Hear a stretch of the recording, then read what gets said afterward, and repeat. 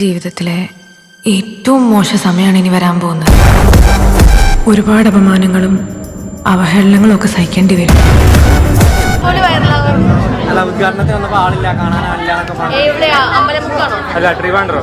തുറന്നു പറയുകയാണെങ്കിൽ നാട്ടുകാർക്കെല്ലാം നിങ്ങളെപ്പറ്റി വളരെ മോശം അഭിപ്രായമാണ്. അതിനെനിക്ക് നിങ്ങളോട് സഹതാപമുണ്ട്.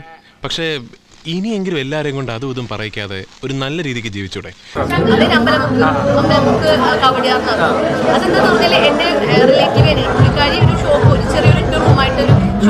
പുതിയ കഥയും കൊണ്ട് വന്നടേ തള്ള. എന്നിട്ട് ആഗ്രഹം എന്നെ കൊണ്ടത് കട്ടിയിപ്പിക്കണമെന്ന് ഞാൻ വലിയ പബ്ലിസിറ്റി കാര്യങ്ങളൊന്നും കൊടുത്തു. ഞാൻ വരുന്നത് പോലും ആരും അറിഞ്ഞില്ല. എന്താ സംഭവിച്ചെന്ന് ഞാൻ തന്നെ പറയാം. മനുഷ്യർക്ക് ഭയങ്കര സ്നേഹമുള്ള ആൾക്കാർ അല്ലേ? സ്നേഹമുള്ളവരല്ലേ? എന്താ നിങ്ങൾക്ക് ആർക്കൊരു ഉഷാറില്ല?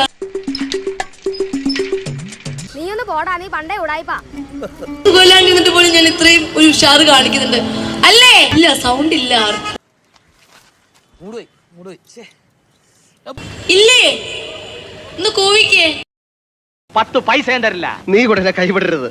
എന്നെ നമ്പി നീ ഇവിടെ നിൽക്കണ്ട. ഈ കാര്യത്തിൽ എനിക്ക് നിന്നോട് യാതൊരു സഹതാപവും ഇല്ല. എല്ലാവർക്കും സുഖമല്ലേ?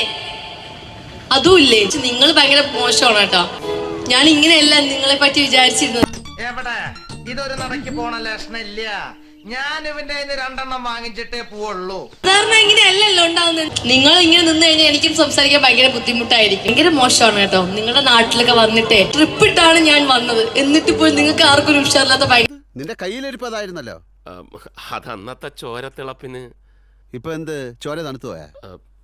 തണുത്ത് മരവിച്ചു എന്ന് പറയുന്നതാവും ശരി. ഞാൻ ഓർക്കുന്നു, വല്ലാതെ ഓർക്കുന്നു. കിട്ടേണ്ടത് കിട്ടിക്കഴിഞ്ഞാൽ തോന്നേണ്ടത് തോന്നാൻ ഇത്തിരി സമയം നല്ലതാ. ഞാൻ ഒരു വീഡിയോ കാണുമ്പോ ശരിക്കും പറഞ്ഞിട്ടുണ്ടെങ്കിൽ ഒരാൾ വരാത്ത മാതിരിയോ അല്ലെങ്കിൽ ഒരു ഓഡിയൻസ് ഇല്ലാതെ കെട്ടുകയറുന്ന ഒരു ഫീൽ. ഇനി രക്ഷയില്ല.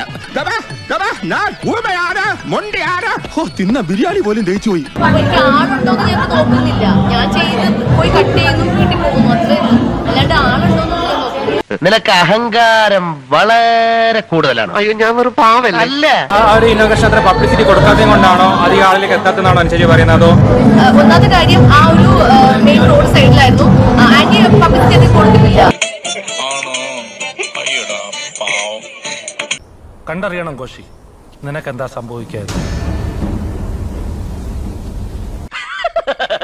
തൽക്കാലം ഇത്രയും മതി. വരട്ടെ.